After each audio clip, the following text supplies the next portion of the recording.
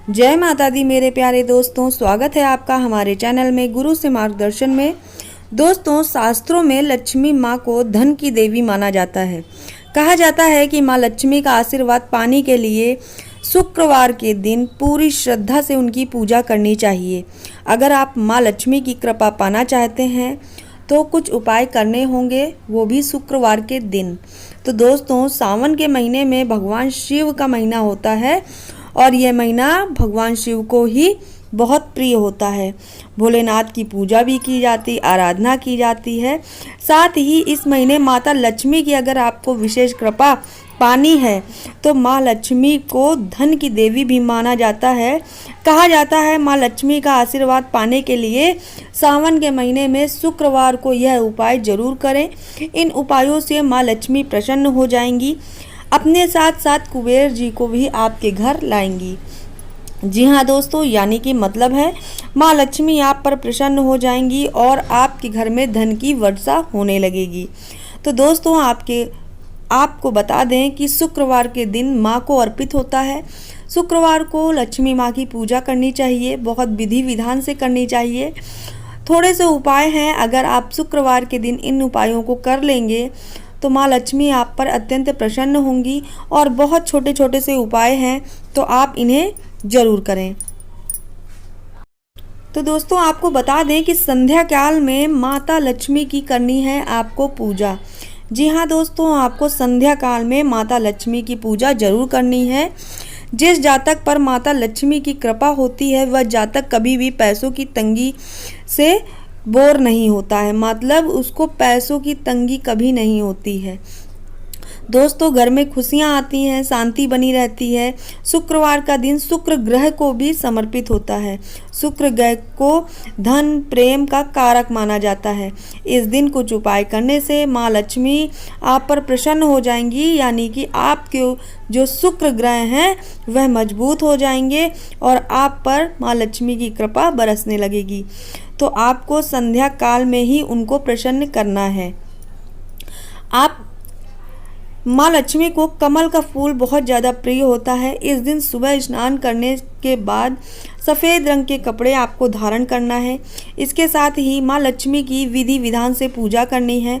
उन्हें कमल के फूल को अर्पित करना है। मानता है कमल का पुष्प निगेटिव शक्तियों को दूर करता है। इसे देवी लक्ष्मी को अर्पित किया जाए तो घर में जो भी बुरी शक्तियाँ होती हैं वह बाहर हो जाती हैं, लक्ष्मी का आगमन होता है। कमल के पुष्प पर देवी लक्ष्मी का वास होता है। मानता यह भी है जो लोग अपने घर में कमल पुष्प से पूजा करते हैं उनके घर में देवी लक्ष्मी का वास हमेशा के लिए हो जाता है और उनके घर में धन धान्य और अन्न से भरा रहता है, कभी कमी नहीं होती है।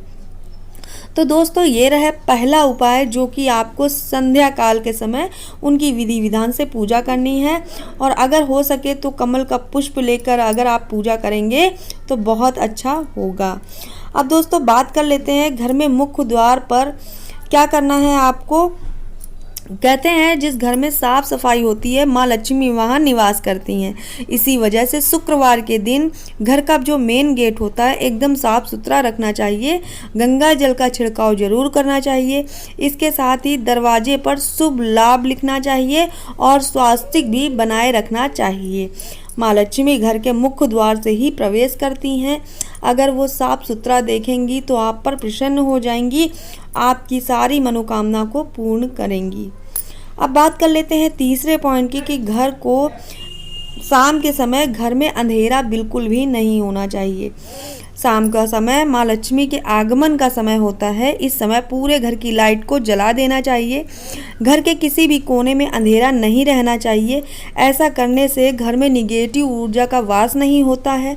माँ लक्ष्मी घर में प्रवेश नहीं करती हैं जिन घरों में अंधेरा रहता है। शाम को 5 बजे से लेकर 8 बजे तक का बहुत अच्छा समय होता है। माँ लक्ष्मी उसी समय आपके घर में प्रवेश करती हैं। इस दौरान घर में दीपक जलाने का बहुत अच्छा महत्व होता है। अगर आप इस समय दीपक जलाएंगे तो बहुत ही शुभ होगा। अब दोस्तों बात कर लेते हैं गाय को रोटी खिलाने के लिए। जी हाँ दोस्तों, ज्योतिष शास्त्र के अनुसार शुक्रवार के दिन सुबह गाय को रोटी जरूर खिलाएं। कोशिश करें कि रोटी के साथ थोड़ा सा गुड़ का टुकड़ा भी रख दें। इससे माँ लक्ष्मी आप पर प्रसन्न होंगी और जीवन भर आपके ऊपर उनकी कृपा रहेगी। आपको धन की कभी भी कमी नहीं होगी। कहते हैं पैसों का भंडार भर जाता है। दोस्तों गाय को गुड़ के साथ रोटी सुबह स्नान करने के बाद जरूर खिलाएं। अब बात कर लेते हैं अगले पॉइंट की, गरीबों को करें वस्त्र का दान। शुक्रवार के दिन अगर आप किसी मंदिर में जाकर गरीबों को या ज़रूरतमंद को वस्त्रों का दान करते हैं तो इससे भी माँ लक्ष्मी बहुत प्रसन्न होती हैं और आप पर जमकर कृपा बरसाती हैं। तो दोस्तों ज़रूर करें यह उपाय। अब बात कर लेते हैं माँ लक्ष्मी को अर्पित करना है कुछ चीज़ें। तो आपको क्या अर्पित करना है? ज्योतिष शास्त्र के अनुसार माँ लक्ष्मी के मंदिर में शंख, कौड़ी, कमल, मखाना, बतासा आदि अर्पित करने से आपको बहुत ज़्यादा लाभ होंगे। यह सारी चीज़ें माँ लक्ष्मी को बहुत ज़्यादा प्रिय हैं। शंख, कौड़ी, कमल, मखाना, बतासा, इसको अर्पित करने से माँ लक्ष्मी आपको धन की प्राप्ति कराएंगी। आपको वो सारी खुशियाँ मिलेंगी। दोस्तों अगर आपके ऊपर बहुत सारा कर्ज हो रखा है तो शुक्रवार को दिन पीले कपड़े में 5 कौड़ी और 1 चांदी का सिक्का बांधकर अपनी तिजोरी में रख लीजिए। इससे धन का आगमन बहुत जल्दी होने लगेगा और जो आपके ऊपर कर्जा हो रखा है वो मिनटों में दूर हो जाएगा। तो दोस्तों यहाँ पर हमने धन प्राप्त करने के भी उपाय बताए हैं और अगर आपके ऊपर कर्ज हो रखा है तो वो कैसे दूर होगा वो भी उपाय बता दिया है। पीले कपड़े में 5 कौड़ी, 1 चांदी का सिक्का बांधकर अपनी तिजोरी में रखना है। आपके घर में धन आने लगेगा और पुराने कर्जों से जल्द ही छुटकारा मिल जाएगा। तो दोस्तों यह उपाय आप ज़रूर करिएगा।